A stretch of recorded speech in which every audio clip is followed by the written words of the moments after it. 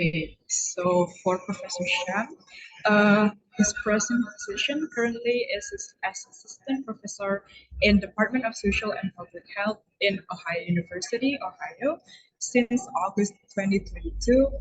And then for his latest education, he got a fellowship for CDC Prevention Effectiveness Fellowship from Centers for Disease Control and Prevention, USA, since August 2022, and a doctoral degree on philosophy, doctor of philosophy, um, in concentration of health services, policy, and management from University of South Carolina, Columbia, USA.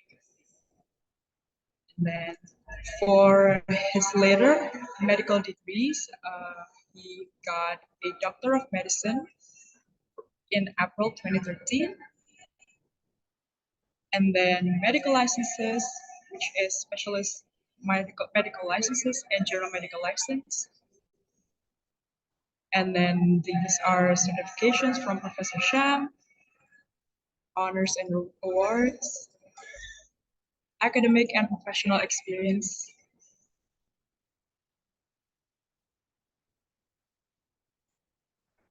Also research experience. One of them is postdoctoral fellowship for prevention effectiveness from July 2021 through August 2022 in Centers for Disease Control and Prevention, or CDC. As you can see, Professor Sham has a very exquisite curriculum vitae and has a lot of experience in teaching and in research. These are some publications that he has done.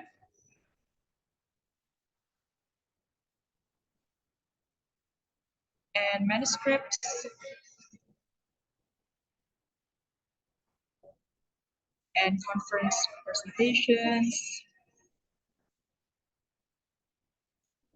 And I think these are some of the experiences from Professor Shams that I can read to you. And not to prolong our session, I'm going to stop sharing and then give the chance for Professor Sham to start the lecture.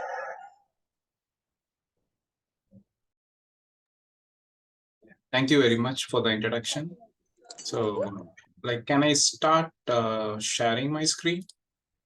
Okay, great. Yeah.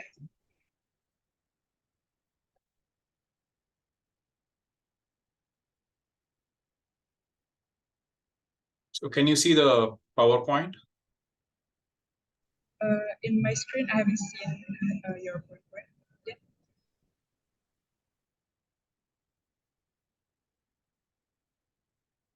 So can you see the PowerPoint now? Yes. Okay, great.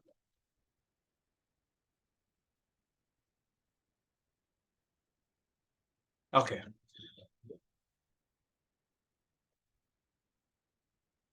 So today's presentation is on accreditation of hospitals in the US. So this is like a basic presentation because accreditation of hospitals is a big system by itself. So I'll just provide you the basic details of the different accrediting organizations and what they look for in accreditation in the US. So first we need to understand what is meant by accreditation. So it is a self-assessment and it includes a peer external assessment components. There are two components in accreditation. The first one is self-assessment and the other one is an external peer assessment. This is usually done by healthcare organizations to actually measure or assess their level of performance in relation to certain baselines or established standards.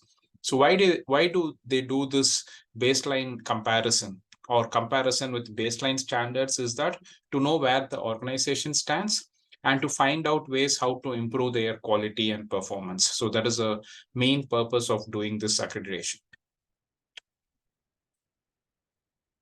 So the main purpose is broadly divided into ensure a quality index for the consumers. So people should know what kind of quality of healthcare they are receiving and whether the hospitals adhere to these standards. That is the first purpose of accreditation. And the second one, why organizations and hospitals across the globe do this accreditation, is that to attract global patients. So that is the second purpose. And when we assure good quality, so what we actually do is that we improve the effectiveness of care. We involve in efficiency. We do a number of cost containment procedures and being accountable to the patients by reducing errors and increasing safety in the healthcare system. So these are the broad purposes of accreditation. But there are other purpose of accreditation that is specifically focused on the US. The first one is that it is very important for the hospitals to do evaluation that is part of requirements in the US healthcare system. So whether the hospitals are adhering to the certain process performance, whether they are adhering to the environmental standards set by the different agencies. So these are some of the requirements that are required by the different US health agencies. And there is an organization called as Medicare in the US. So Medicare is an organization. This is a US has a publicly funded healthcare system only for two groups of people. One is for the people who are aged more than 65 years. So the organization that provides healthcare to the people who are aged more than 65 years is called as Medicare. The other organization is called as Medicaid. So this organization provides health insurance and other social security support for the people who are in the low income categories. So Medicare is for people who are more than 65 years, and Medicaid is for people who are disabled and in the low income categories. So the government only provides health insurance to these groups of people. So for the other groups of people who are healthy, who are working class, there is no universal health coverage system like in Indonesia or other countries. So people have to work and get their health insurance through their employer, through their workplace. So only the old people who are more than 65 years, and for the disabled people and the low income people, there is this organization called as Centers for Medicare and Medicaid. So when any hospital has this provision of healthcare through Medicare or Medicaid, they need to comply with these accreditation requirements. So that is the main purpose of accreditation in the US context. So around 60% of the hospitals in the US get paid from Medicaid and Medicare. And totally there are around 4,400 or 4,400 hospitals in the US. And the major accreditor of these hospitals is called as JCI, that is called as Joint Commission International.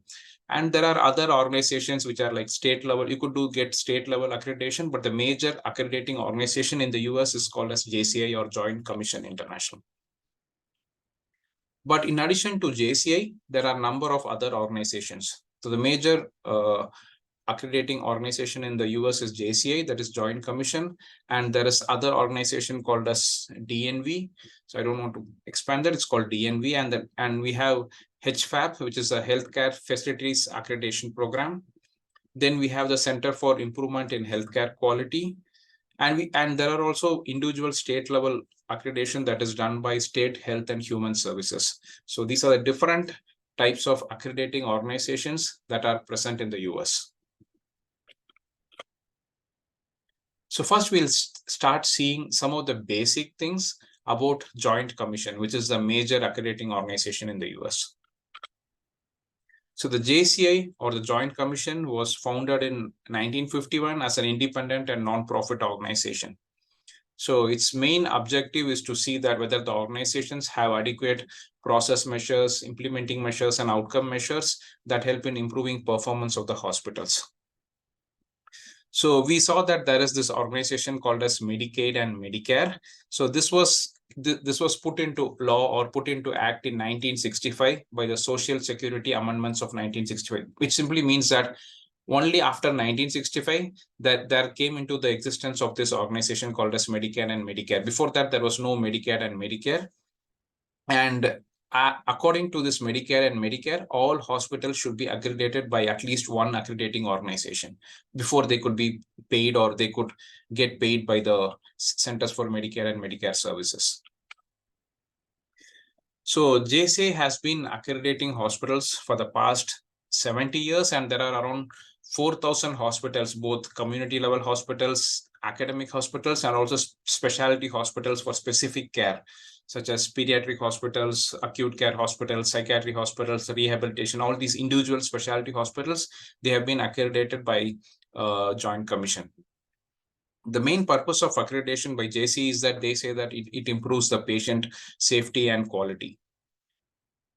So JC has around 250 measures. So they have around 250 standard measures by which they evaluate the hospitals and provide accreditation to the hospitals. They follow this principle of requirement, rational, and reference. So they call it as R3. We are not going to go deep into R3 because that is a separate topic by itself. So what's the take home is that there are around 250 points or 250 measures that are used by JCI to accredit hospitals. So major areas of focus of Joint Commission accreditation is that they focus on patient rights, patient safety, infection control, medication management, performance measurement, leadership. So which means that they're not only focusing on the clinical care. So they're focusing on clinical care is just one part of the accreditation. So the whole process is that whether it takes into account how patients are treated, how responsive is the hospital to the patients, how responsive is the leadership to the workers. So it takes a comprehensive set of measures to accredit the hospital, not just clinical care, not just a process, structure, and outcome of the clinical care, but a holistic approach on the responsiveness of the hospitals to the patients, and also the responsiveness of the leadership in providing a safe and healthy work environment and catering to the needs of the hospital workers also. It's a comprehensive measurement. So the JCI is considered to be an unbiased assessment of the organization's achievement in healthcare quality, especially in patient care and safety.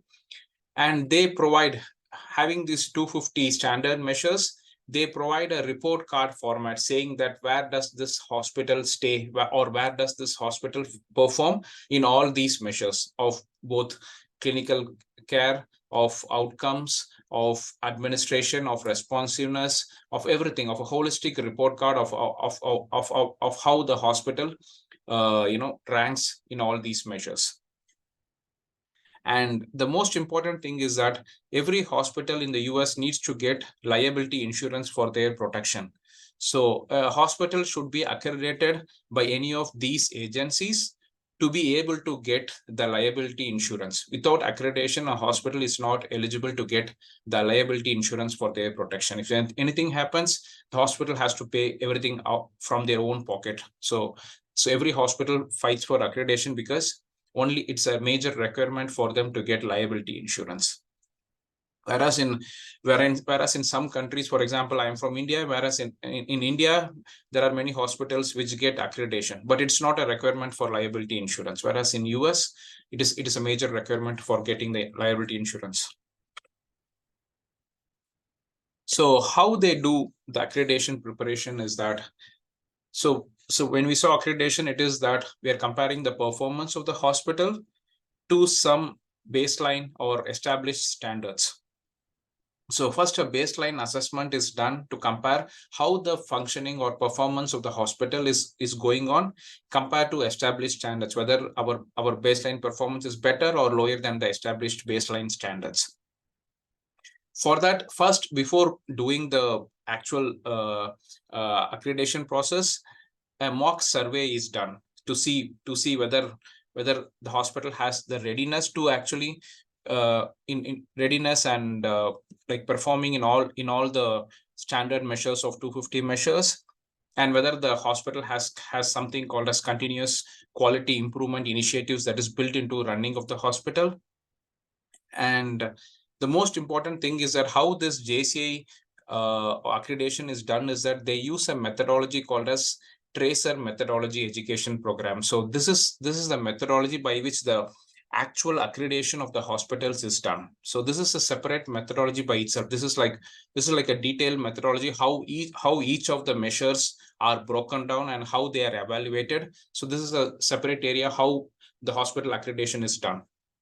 because we have 250 standard measures. So this methodology breaks down these bigger standard measures into a number of smaller measurable outcomes, and this is measured. So that is the crux of this tracer methodology education program.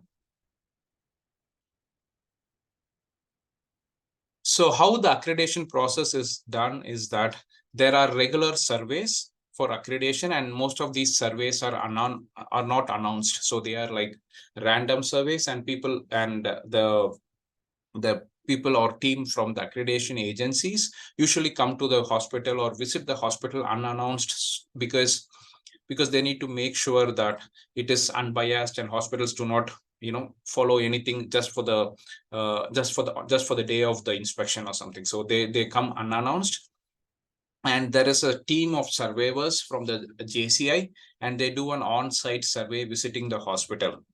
So they trace the care and see how well the care is provided, how well are the patient experiences. So they do this and they review the information, they review the records that are present in the hospital. Apart from directly seeing how patient care is provided or doing surveys for patient experience, they review records and see whether standards of care are maintained, and they do observing and interviewing the patients, workers, and other stuff.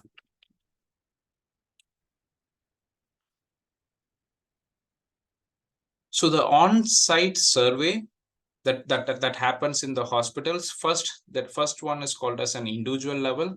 So where there is a tracing of patient experiences. So the team of surveyors or team of inspectors from JCI go and talk to the patients, they even have in US there is a survey called as HCAP, which is publicly available, which shows how well the patients are or provided services in the hospitals, what is their level of satisfaction, what is the level they want to return to the hospital. That there is kind of different surveys which provide information from patient experiences. So they use data from the survey, and also they use direct interaction with the patients to see what is the level of patient experiences they face.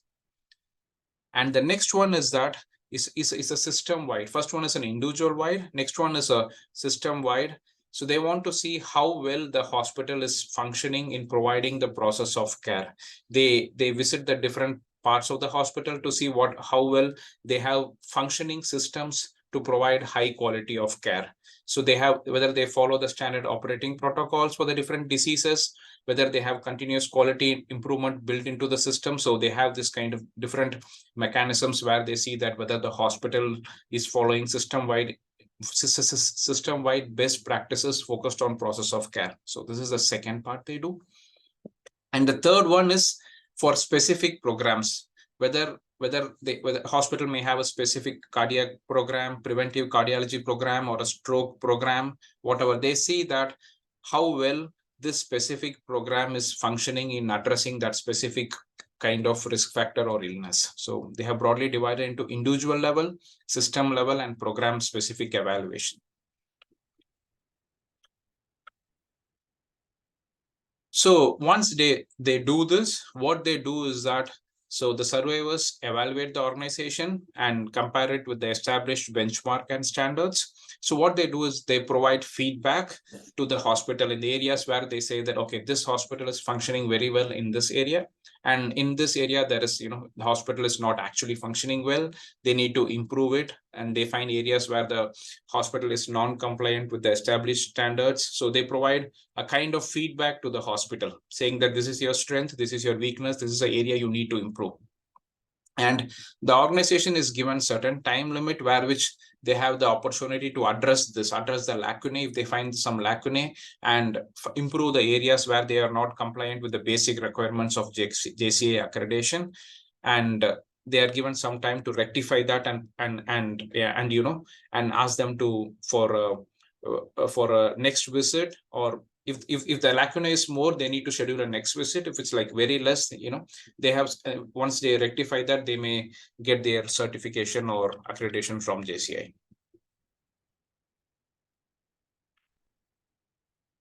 Usually the accreditation is a 3-year award, so it's not lifetime award. It's not that once you get accredited, it's not going to be that it's going to be for the whole lifetime. So it's only for certain lifetime, and it's assumed usually it's like in many of these organizations it's like a 3-year award, and after that you need to apply for a re-accreditation, and after the next 36 months or 3 years, the agency comes again and the process is repeated. So this kind of continuous process is done so that hospitals continuously put resources and focus on maintaining the quality of care.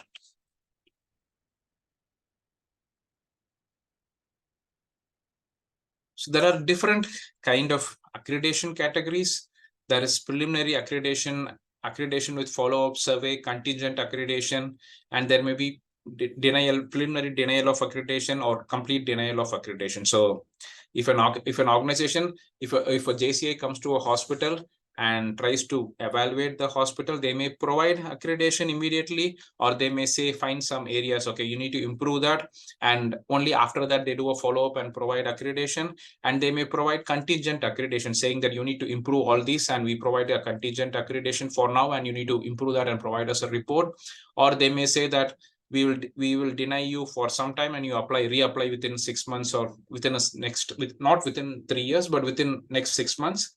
Or there is complete denial of accreditation saying that we will not be able to accredit you because your hospital is far below the benchmark set. So I'm not going very detailed how, because actually there are certain scores. How do they come up with this denial of accreditation or accreditation or contingent accreditation? Is that they score the hospital's benchmarks with the hospital's performance with the benchmarks, and say that they create a composite score and say that, okay, if this is within certain score, then we can provide the accreditation or the award. If it's below that, it is we say that it is contingent upon on rectifying that. If it is totally below or very bad scores, then they say that we totally deny accreditation. It's only the scores that is created based on the performance measures.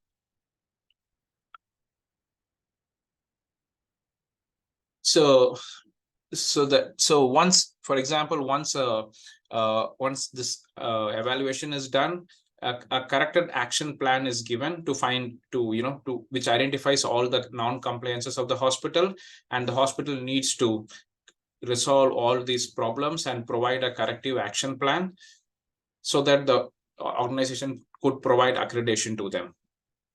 And there is certain time frames for providing this.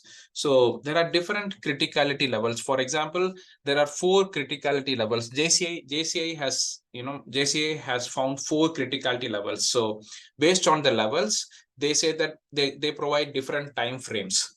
So if the level is there are 4 levels. If the level is level 4 or very bad, then more time is provided for them to rectify that. So if it's only a small level where only small lacunae is found, they provide relatively lower time levels, like 3 to 6 months. So it depends upon the level of criticality, meaning that the level of what could I say is that level of functioning of the hospital. If the functioning or the performance of the hospital is so bad, then more time is provided for them to rectify it. So that's how the time frame is given. So this is what we saw before. So its accreditation is awarded, and there is a strategic improvement plan is provided to them. So the main steps in continuous quality improvement in accreditation is that the first one is data collection and analysis. So the hospital has to do continuous data collection and analysis, and they have to review the accreditation standards that are set in place by each of the different accrediting organizations, and they need to identify the quality improvement goals. They need to create adequate action plans, find the lacunae, find the adequate action plans, and to address them. And they need to do adequate resource allocation, because accreditation is a very expensive process, not only for the hospital, but for the organization also, because for applying for each of this accreditation process, there needs to be a lot of money and resources and manpower that needs to be spent. And once the accrediting agency finds some lacunae and provides a report to the organization, still a lot of resources in terms of money, manpower, and quality improvement initiatives need to go in for the hospital to improve its standard and to achieve the basic requirements of the accrediting agency. So adequate resources are very important for that, and they should have a adequate monitoring and evaluation plan, adequate involvement of all stakeholders. So the different stakeholders in a hospital may include the managers, financial planners, accounts, clinical practitioners, nurses. It's a multi stakeholder team. So a proper engagement of all the stakeholders and communication needs to be done. The most important thing of any accreditation is the documentation process, because the most important process of accreditation is that there is a review of documents that is usually done in accreditation. Apart from direct patient experiences and direct seeing how the organization functions, a review of documentation is usually done in whenever an accreditation process is done. So the organization has to actually have a good documentation of all the records of their patients, of all the processes that they do, so that is very important for the external review in order to provide the accreditation.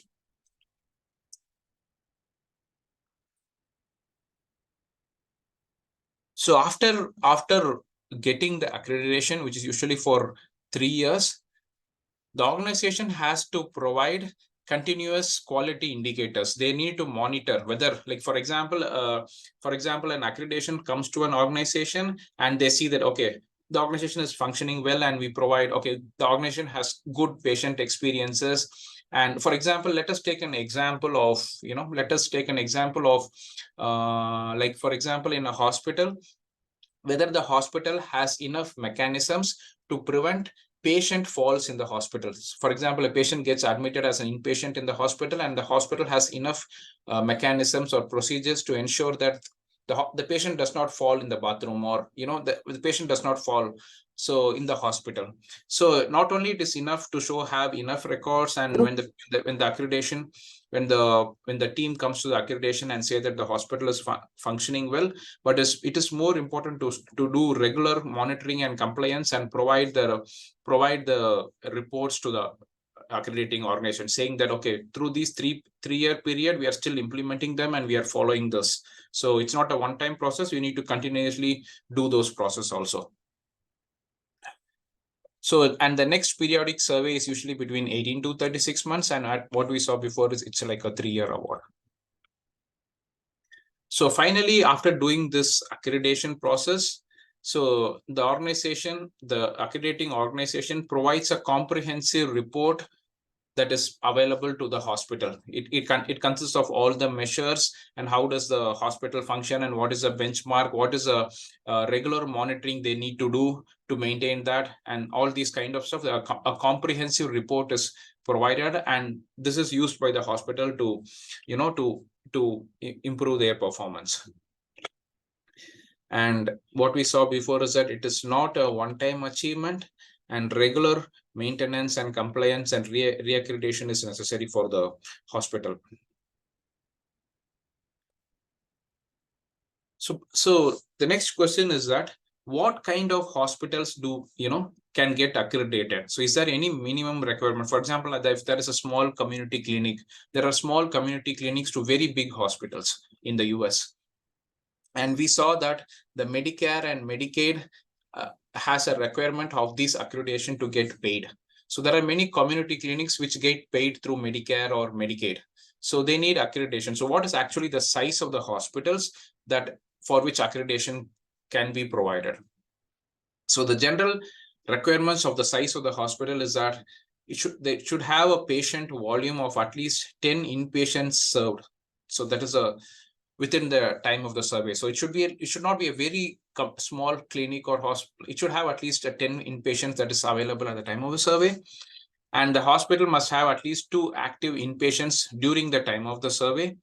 And it must be able to provide 20 inpatient records. That's why we saw that having a good documentation of the patients is very important. If the hospital is a specialty hospital, then they must be able to provide the records or the cases for at least 10% of the active daily cases that come. So which means that they must be able to have at least a small number of it is not for a very small clinic which only caters for outpatient services or ambulatory services. It should have a minimum number of beds so that it has inpatient service that is going on. So the resources that is available to once the JCI does this accreditation, there are certain reports that are available to everybody, that which means that which is available to the general public. So a general public could go and see that, okay, so there is this hospital in my area. So when it's JCI accredited, they want to see the reports about that hospital. So there are a number of reports that are available to everybody, to the general public, to the people in the hospital. So they have this R3 reports, they have quick safety newsletters, sentinel event alerts are in the hospital or patient safety portals. So these kind of things are available to everybody. But there are certain resources that are exclusively available to only the customers or the people or the hospitals who are getting accredited. So they have safety dashboard, they have a number of performance indicators or performance improvement indicators that are provided to the hospital, and the hospital readiness roadmap. These are specific things that are only available to the customers or the hospitals that undergo JCI accreditation. So they provide certain information that is available to the public, and they provide number of improvement initiatives and number of improvement recommendations to the specific hospital that is applying for accreditation. So JCI has this newsletter that is called as Joint Commission Perspectives. It is an official newsletter of Joint Commission, and it provides a number of, it provides what are the standards that are required, and what are the policies, and what is, if there is any improvements or updates. So they provide this different standards that is available. So this is called as Joint Commission Perspectives. So now we saw a lot about Joint Commission because that is a major organization that is actually accrediting hospitals in the US. Then we have the DNV. So this organization was started internationally in Norway, I think, but they are also doing a lot of accreditations in the US. So next to the JCI, we have this DNV accreditation. So here they use a methodology called as risk-based certification methodology. So like how JCI used a number of measures, here they use something called as risk-based certification methodology, and DNV is more in line with the ISO certification. We are not going to see how this risk-based certification methodology is done, but for you to take home, it is more in line. DNV's certification is more in line with ISO. I think you would have heard about ISO certification, ISO 9001, all these kind of certifications. So DNV is more in line with that, and they are also approved by the CMS. So CMS is a Center for Medicaid and Medicare Services, and they have same kind of the number of survey teams who go to the hospital and do the evaluation, and usually the evaluation is done annually in DNV surveys. So they do a number of proactive risk management and number of quality management and governance, medication management, patient rights, and physical environment. So we saw that a number of indicators in JCI. I did not list out all the indicators, but JCI is more focused on quality and a number of patient experience and a number of measures. So each of this accrediting agency has this broader quality as a core or the crux of it, but they have additional measures. So additional measures which actually differentiates one from the other. So here they focus more on the physical environment, patient rights, etc., which may not be as focused in JCI. So the key focus is that DNV has more of an international presence because of the ISO. It has more of an international presence, and it focuses on the patient-centered care and focus on quality and safety and continuous improvement. These are very common across all these accrediting agencies. And the next one, I'm just providing an overview of the different accreditation because each one has, each one is a separate agency and they have all their indicators and they have all their measures, how they do. So it's like, each one has their own, has their own report, how to do things. So it's not based on the time constraint. I'm just providing a basic overview for you to understand the different agencies that are available. So the next one is Healthcare Facilities Accreditation Program. So this is a non-profit agency that was established in Chicago, and this is also approved by the Centers for Medicare and Medicare Services. The difference here is that this was established in 1943 by the American Osteopathic Association. So in US, we have two types of medicine. One is called as an MD, that is called as a doctor of medicine, and other one is called as a DO, that is called as a doctor of osteopathic medicine. So osteopathic medicine is a type of medicine which has certain kind of physical maneuvers and like kind of more slightly differs from the traditional medicine. So this organization was actually started by the American Osteopathic Association. So that's how the origins make it slightly differ from other agencies. So here also there is on-site surveys which happens once in 3 years, and they have 3 categories like full accreditation, interim accreditation, and denial. So, and the next agency is called as Center for Improvement in Healthcare Quality. This is another accrediting agency which accreditates hospital in the US. So this is also approved by the CMS, but only to provide accreditation for general and long-term acute care hospitals. And this is also a triennial survey that happens every 36 months. So these are, we saw that these are the 4 as a first time person who's hearing that. So we know that, okay, there are 4 different accreditation agencies. So there is JCI, there is CIHQ, there is DNV, and HVAP. So there are, and although the crux of all the 4 is to improve the quality and safety and to improve the performance of the hospitals, there are minor distinguishing points between all these. So this is the first one. TJC is a JCI, or the Joint Commission. Then we have DNV. Then we have HFAP and CHIQ.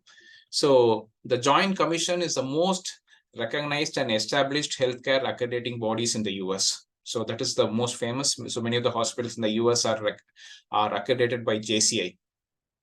And the DNV has a kind of more of an international focus. Many of the hospitals are accredited by JCI, but it has more international focus. Many of the hospitals globally are accredited by DNV also. And HFAP is that it offers for a number of hospitals, but is more focused on specific type of hospitals. Both HFAP and CHIQ are they have certain categories of hospitals where they focus on accrediting rather than all the hospitals. Although they are open to accrediting a lot of hospitals, but they focus on certain groups of hospitals. For example, HFAP focuses more on behavioral health facilities, and CHIQ focuses more on critical access hospitals. So there are different types of facilities. For example, critical access hospitals, which are more accredited by CHIQ, which means that critical access hospitals are hospitals that should be present in rural areas. So in rural remote areas in the US, there are lower population, hospitals may not be present there. So the government mandates that, so there are certain hospitals called as critical access hospitals that should be present in these rural areas. Although, for example, US has a free market system. So when there is a free market system, hospitals tend to be in areas where they get good profits or where there is good market. So the government mandates that, so areas where there are not much doctors or where there is low population, the government supports these hospitals called as critical access hospitals. So the critical access hospitals are accredited by CHIQ. And so the JCI follows a number of indicators. They have this established indicators using which they accredit, and the DNV integrates with the ISO, so International Organization for Standardization, and they do a number of accreditation using that. And the HFAP uses a patient-centered care approach.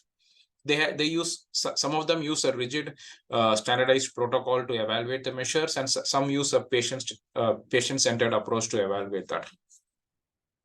So the JCI focuses more on patient safety, quality, and continuous improvement. And slightly different is the DNV, which focuses on infection control and risk management. And HFAP focuses more on patient-centered care, quality, and patient rights. So this is slightly more focused on the patient part of it, and where it focuses more on cultural competency and patient engagement. So the HFAP focuses more on the patient. So an organization which is accredited by HFAP may say that we focus more on patient rights, we focus more on cultural competency of the patients. So in certain areas of the US, for example, you take certain southern parts of Texas or some parts of California, HFAP accreditation may have more value than JC accreditation, because that it is a population which consists of a lot of Spanish speaking population, a lot of immigrant population, where they may prefer to go to hospitals that are accredited by HFAP because they focus more on patient rights, they focus more on cultural competency and patient engagement. So instead of following a number of objective measures like JC, immigrants or minority populations may focus to go more on HFAP accredited hospitals. So that's the purpose of having these different kind of accreditation, which focus more on different areas which patients may need. So in addition to these 4 major accreditation agencies, there are a number of accreditation agencies. So there's other accreditation agencies which are there, but which are not actually not so prominent or not covering majority of the hospitals in the US. So there is something called as Accreditation Commission for Healthcare. There is Community Health Accreditation Program, Global Healthcare Accreditation. So these are a number of accreditation, and there is specific disease-related accreditation. For example, there is National Dialysis Accreditation Program. So this is only for the hospitals that are providing the treatment for the end-stage renal disease like dialysis. So now, knowing all these major accreditation organizations and having just an outline of how this accreditation works.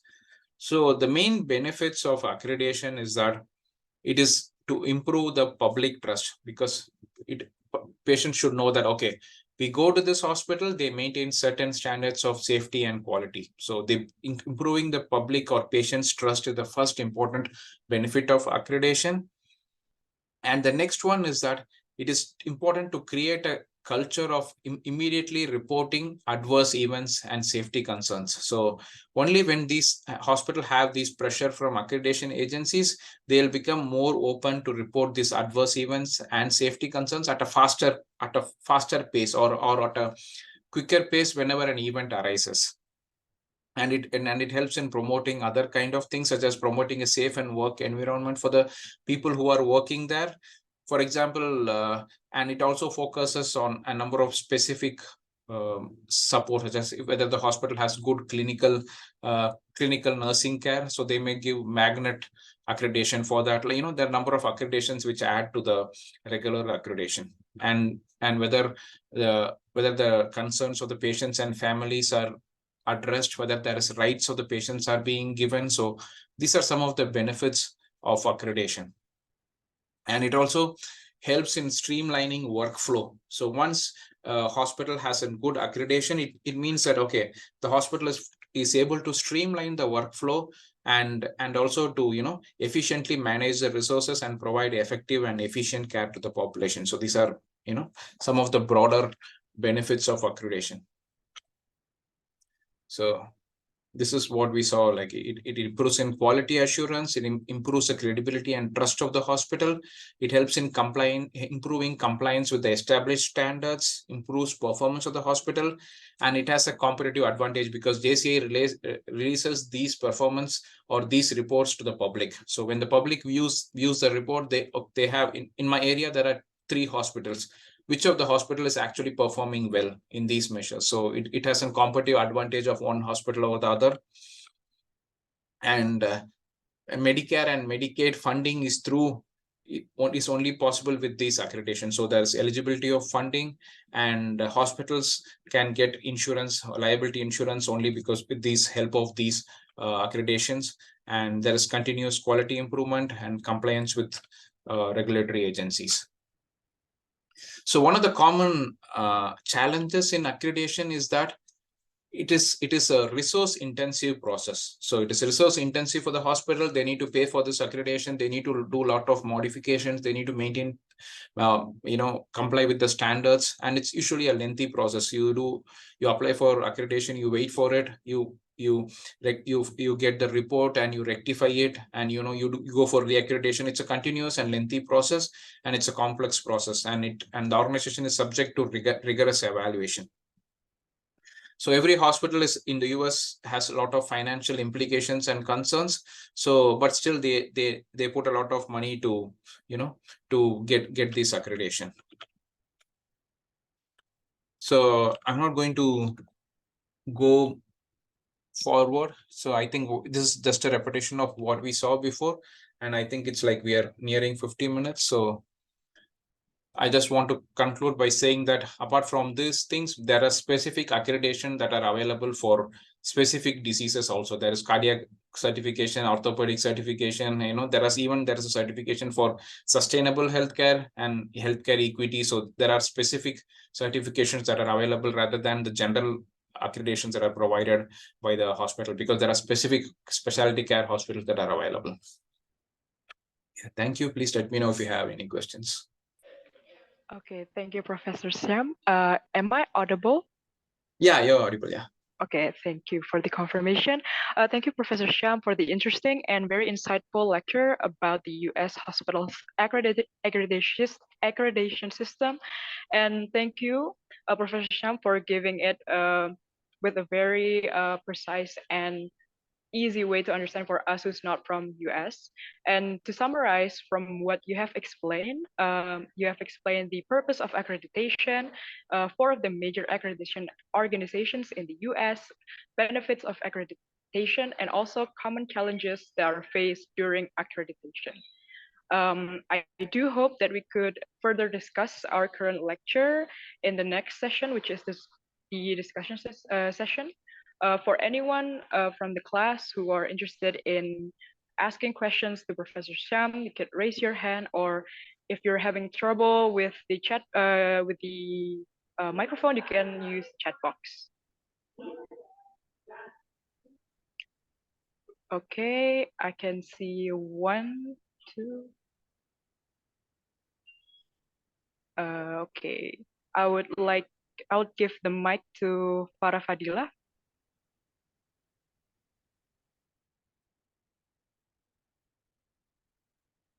Okay, thank you for the opportunity. My name is Farah Fadila. I want to ask, there's any differences between recognition standard and a standard that used and emphasis in every organization? So how the hospital choose that organizations to take their accreditation of their healthcare? Is it adapt to the characteristic of the organization, or it has been determined by the central of government? Thank you. That's my question.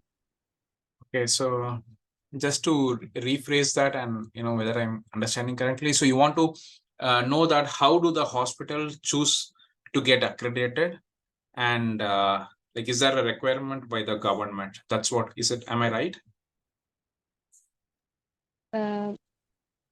There's any differences from every organization, right?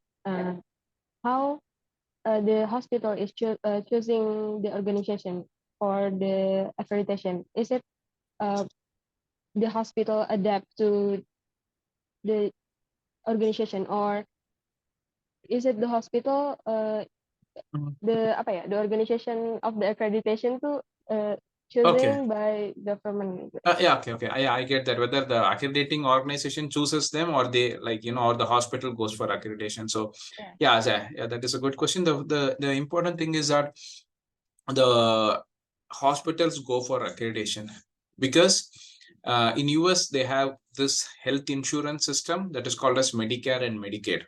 So if a patient has a Medicare card or a Medicaid card and they come to the hospital needs to provide them care.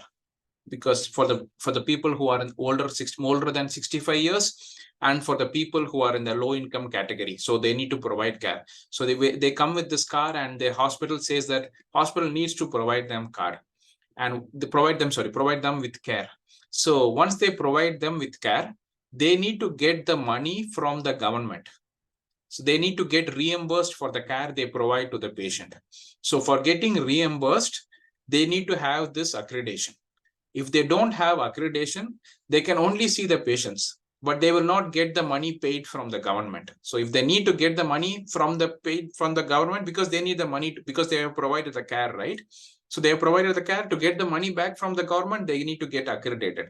So all the hospitals go and get accredited voluntarily, because if they don't get accredited, they will not get paid. They will not get paid, reimbursed from the government for the care they provide. That is one thing. And the second thing is that usually they compete for, JCA says that this hospital functions so well because they provide these reports to the public. So each hospital, because it's a competitive market and everybody wants to compete, every hospital wants to compete with itself. So which means that, so they even when hospital says that we are not accredited and another hospital says that we are accredited, patients will start going to the hospital that is accredited. So there is this free market competition. So that is how it works. Other than that, there is no compulsory government mandate that they need to get it.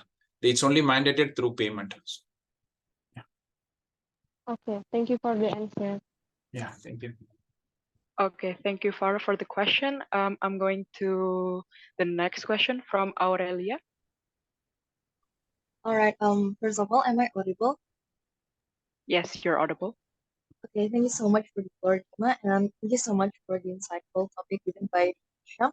I would like to ask something regarding accreditations of hospital in the United States, because in Indonesia we have an official standard of accreditations that the hospitals need to comply with, known as NARS, or the National Hospital Accreditation System, which is validated by the Commission of Hospital Accreditations in Indonesia. So we have been explained about organizations of accreditation in the US, but is there any similar bodies of standard like SNARS in the United States in order of accrediting hospitals there? Thank you. Okay, so like I could hear some part of, but your voice was kind of breaking. Can somebody, can the moderator or could rephrase the question, or if you could repeat that again? Because... Okay. Put your question in the chat box so that I can read your question, because your voice was a bit lagging. All right. Wait a second. Okay. Okay. So I think we're going to move on to the other student first, sir. So if you don't mind. Yeah, sure. Okay. For Azra Raisha. Okay, thank you. Am I audible? Yeah. Yes, you're audible. Okay, thank you for the opportunity. So from the slide, I saw that each of the accreditation organizations has its own focus or emphasis, like, for example, the GC for the patient care and the DNC for the infection and risk management. So is it possible for a hospital to do multiple accreditations, and what's the benefit from the multiple accreditation if it's possible? Thank you. Yeah, sure. Yeah, that is a good question. So it is possible to do multiple accreditations, but one of the challenges with accreditation is that it is very time consuming. It is financially very expensive, and it has a lot of reporting and regular continuous quality improvement initiatives that they have to abide by for each of these accrediting agencies. So which means that although practically it is possible, but nobody is going to do that, because all the hospitals are focused on financial, because everything is based on financial profits. And if you invest so much on reporting, this requires a lot of administrative work. So a lot of personnel will be involved in administrative work, and you cater to the 3 agencies or 4 organizations who focus on that. It's not going to be financially possible. So although it is possible, but people don't actually do that in reality. Did I answer your question? Okay, thank you for the answer, Professor. I think I'm going to read Aurelia's questions. So she would like to ask something regarding the accreditation of hospital in the US. In Indonesia, we have an official standard of accreditation that the hospitals need to comply with, known as NARS, or National Hospital Accreditation System, which is validated by the CARS. Is there any similar bodies of standard like SNARS in the United States in order of accrediting the hospital? Thank you. Okay, so I think maybe this organization, your SNARS, maybe is it through the government? I think so, maybe, or is it like, I think so, because I as far as I know, like Indonesia has an universal health coverage system, I think so. So when a country has a universal health coverage system, for example, Thailand or Taiwan, any country which has universal healthcare system, so healthcare is funded or controlled through the government. So it is obvious, or they may want to see whether the quality of care is delivered, or this kind of because a lot of public money goes into that. As I told, the majority of people in the US, around 66%, get their insurance through private, which is privately through their employer. So they pay part of it and their employer pays part of it. So there is only, so the majority of the working population or majority of the population get insurance only through their employer, which is not government funded, which is only like a private funded.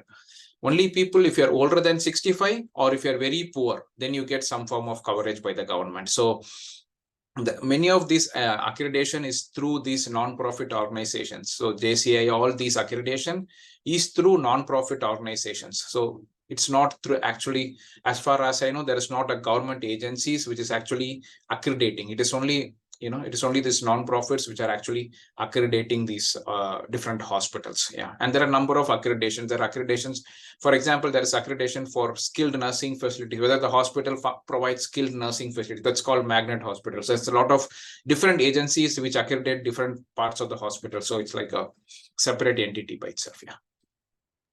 Okay, so to summarize your answer, Professor, in US there aren't any kind of national mandatory, organization. No mandatory national so accrediting. It's basically mostly private or non-governmental organization that take care of health insurance and all that stuff. Okay. Yeah, quality. Okay. Yeah. Okay. Thank you for the answer. Is the answer satisfied to you, Aurelia? Yes, it is. Thank you so much. Okay, thank you. Are there anyone who wants to ask or discuss further about the topics for this lecture?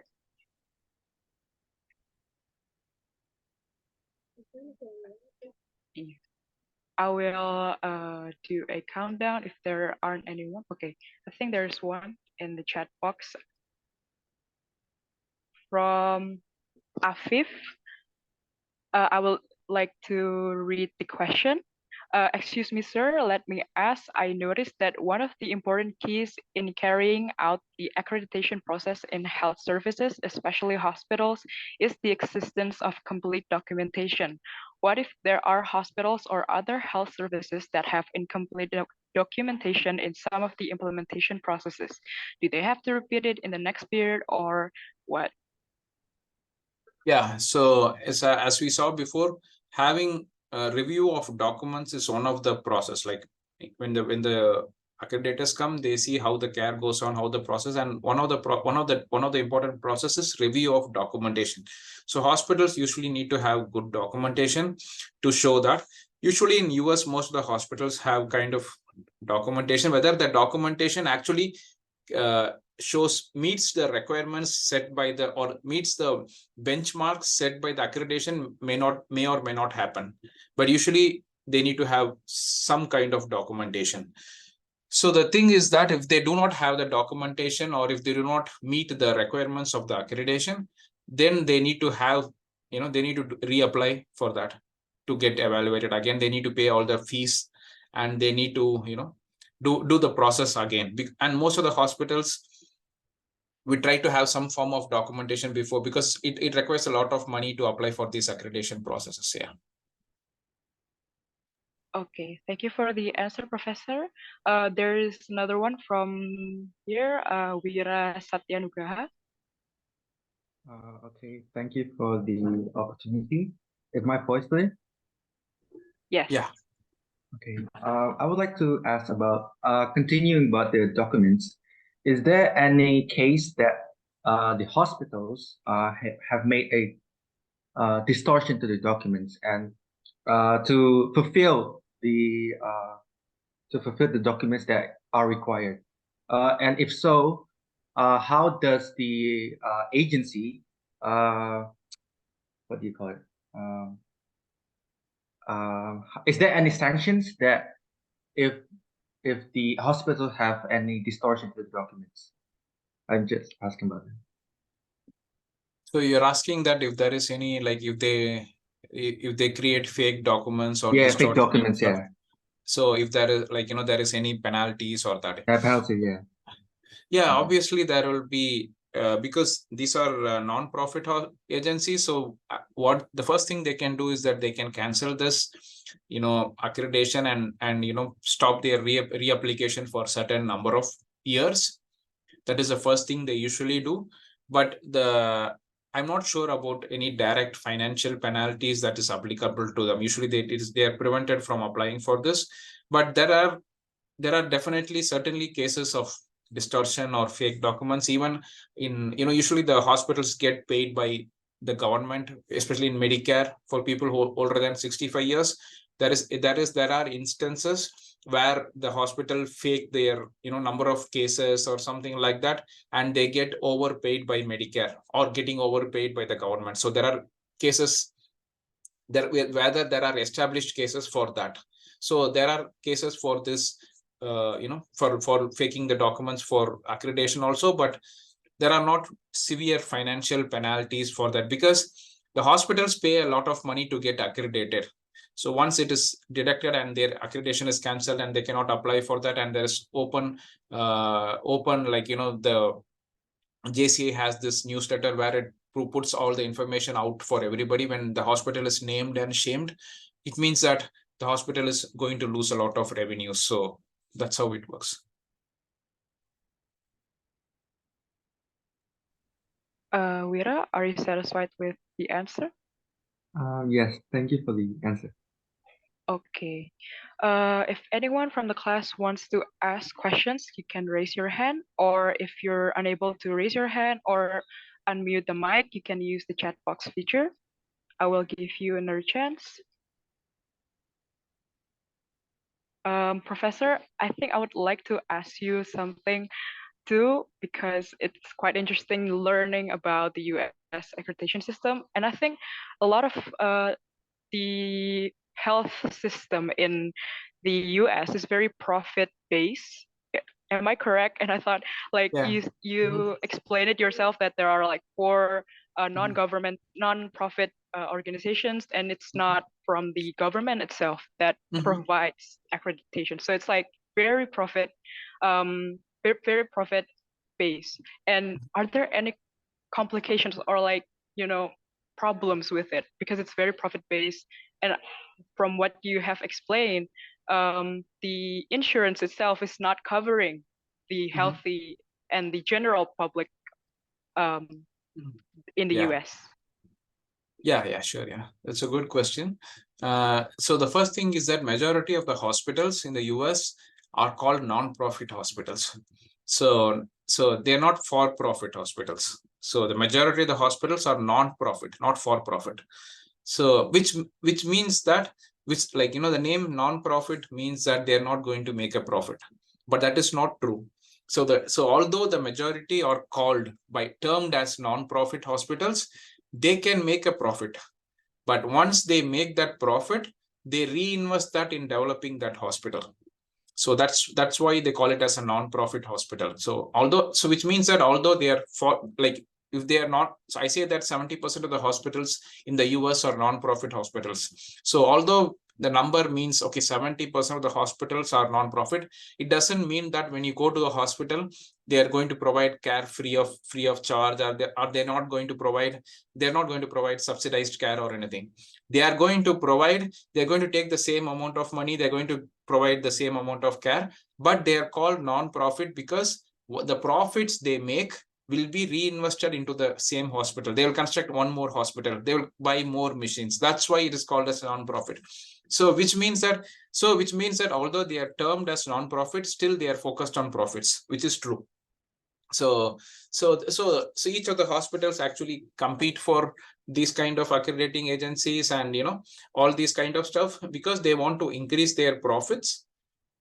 Once they increase their profits, they will use that money to expand their hospital, open more hospitals in their name, or open their, make it more widened. So that's how it works. So they're focused on money, and it's like more like a money oriented system. Like for example, in many countries there are publicly owned healthcare system that you will have a primary healthcare system, you will have a community health centers, so which are owned and run by the government. So you won't have these kind of things. It's like these are all private hospitals which are termed as non-profit hospitals just to get the benefit that the profit can be reinvested. These are not government owned, so it's like more profit oriented. Did I answer you? Yeah. Thank you for the answer, Professor. I haven't seen anyone raise their hand in my Zoom. I will give you a chance if anyone wants to ask another question or maybe further discuss the topic related to today's lecture. I'll give about 5 seconds more, and I'm going to count down. 5, 4, 3, 2, 1.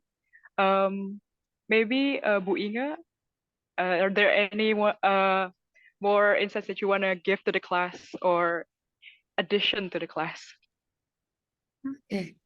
Okay, thank you, Gemma. That is very interesting and very comprehensive lecture on the US accreditation systems. I just want to say thank you to Dr.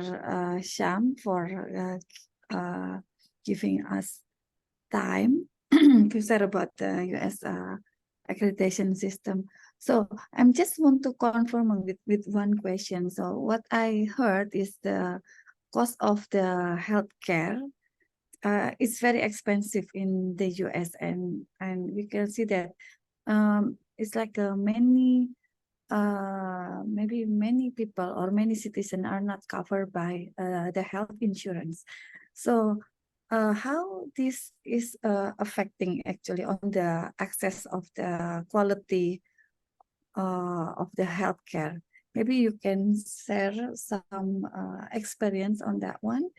And also the second one is just like a confirming. So in the US, there's no like the national measure or the national standard for the accreditation because there are so many agencies and the hospital have the choices to pick which one. Right? This is like the similar with the question from Aurel, but I just want to make sure I don't want to miss on that point. Maybe only that one, Dr. Shyam. Thank you. Yeah, thank you very much, Dr. Inge. So the thing is that for the first question, so like what you told, like the US does not have a universal health coverage. So there is a large proportion of the population that does not have insurance. I think around 9%, I think so, doesn't have health insurance, which is like which is a big number, which may be like 34 million people without health insurance. So what happens is that when people don't have health insurance in US, you don't literally have access to healthcare. So you cannot go and get healthcare. So when you cannot go and get healthcare, what happens is that, for example, consider I am a person who doesn't have health insurance. So if I am sick, if I have fever, I cannot go to a doctor. So what will I do is that I will keep delaying going to the doctor until I feel very sick. So I will go to a pharmacy shop, get a paracetamol and try to, not try to avoid going to a doctor. But for example, if it's a serious illness, so if my fever is because of something serious, then what happens is that after waiting for some time, when I get so sick, I go to the emergency room. So emergency rooms are mandated by law to provide healthcare. So if when a patient goes to an emergency room, they are mandated by law that that doctor should provide care for this patient. But the problem is that, so people who are uninsured are the people who are usually poor.